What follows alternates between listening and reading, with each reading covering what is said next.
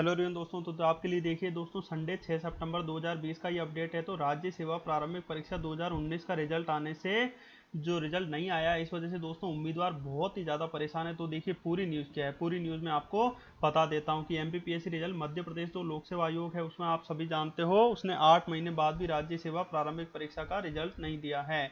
इसमें इन्होंने बता रखा है कि विज्ञापन जारी नवंबर में हुआ था, साथ ही साथ जनवरी में परीक्षा हुई थी, उसके परिणाम घोषित होने थे और 8 महीने बाद भी जो तारीख है उनके बारे में बिल्कुल कुछ भी नहीं बता दिया गया। और इससे नाराज छात्रों ने उपचुनाव में बहिष्कार का अभियान छेड़ दिया है। देखिए दोस्तों, बहिष्कार तो करना ही है उपचुनाव में, साथ ही साथ जो बहिष्कार आप कर रहे हो वो बात सरकार तक पहुंचनी चाहिए, ये बड़ी बात है। तो इसके लिए आप कीजिए बहिष्कार, साथ ही साथ आप अपने परिवार के साथ भी जरूर बहिष्कार कीजिए। बहिष्कार में बिल्कुल लिखिए दोस्तों कि व्यवहार तो है हमारा सभी पार्टियों पे, पर हम जो वोट देंगे वो किस आधार पर देंगे, इस बार कर्म के आधार पर वोट देंगे। कर्म के आधार पर मतलब जिस पार्टी जो पहले काम करेगी उसके बाद देंगे। दूसरी विपक्षी पार्टी कह रही है कि हाँ हम आपको दे देंगे सीटें, हम आपको दे देंगे, ये सब दोस्तों चुनावी जुमला है। कोई सभी चोर हैं, आप तो ये मान के चलिए, चाहे वो पक्ष वाला हो चाहे वो विपक्ष वाला हो, चोर सभी है। तो अपनी मांग पहले ही होनी चाहिए, ये सभी पार्टियों से कहा जा रहा है पहले।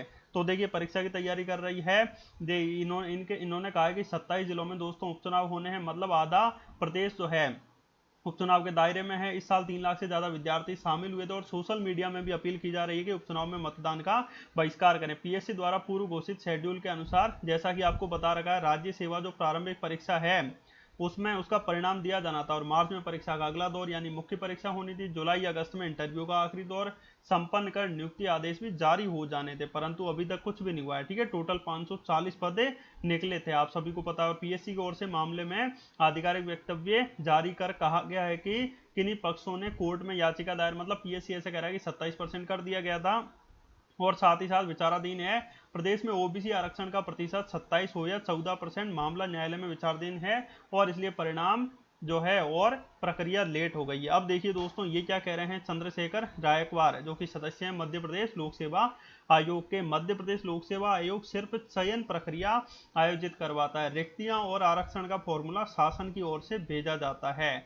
चयन सूची शासन के आरक्षण के आधार पर तैयार होती है और आरक्षण प्रकरण जो है विचाराधीन, इसलिए प्रक्रिया रोकी गई है, हमारी ओर से देरी नहीं है। यानी कहने का मतलब क्या है दोस्तों, ये जो चयन सूची है शासन जो है वही डिसाइड करेगा। पहली बात, जब मैं आपको कह रहा हूं जब हाई कोर्ट में सारी चीजें आ रही है, आपके जो भी उपचुनाव से संबंधित या चुनाव से संबंधित या विधायकों की खरीद फरोख्त से संबंधित हैंड टू हैंड आपका कोर्ट में मामला होता है सरकार। और मैं आपसे पूछना चाहूंगा, जहां युवाओं के लिए या बेचारा गरीब आदमी है उसके लिए जब बात रखी जाती है तो आप हर बार ये क्यों कहते हो कि लेट है, हाई कोर्ट का मामला है।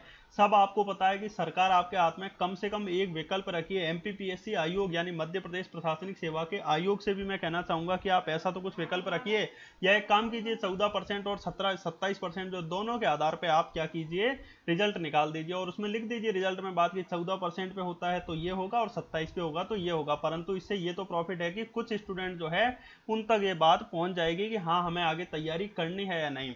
इसके अलावा आपको एमपीपीएससी जो 2020 में होना है उसका कम से कम नोटिफिकेशन का अपडेट डालिए, जिससे कम से कम जो युवा है वो आके पढ़ाई करें। तो ये दोस्तों हमारी मांग है। और साथ ही साथ आप ट्विटर के माध्यम से डेली 12 बजे, कितने बजे दोस्तों, डेली 12 बजे आपको ट्वीट करना है। और ट्वीट क्या करना है, ये ट्वीट आप इसको भी रीट्वीट कीजिए और अपनी तरफ से भी ट्वीट करते रहिए करते रहिए करते रहिए। जब केंद्र सरकार हिल सकती है तो मध्य प्रदेश सरकार क्यों नहीं हिल सकती है। तो ये एक छोटा सा अपडेट था जो कि हमने आपके सामने रखा है। सो थैंक यू फ्रेंड्स, जय हिंद जय भारत।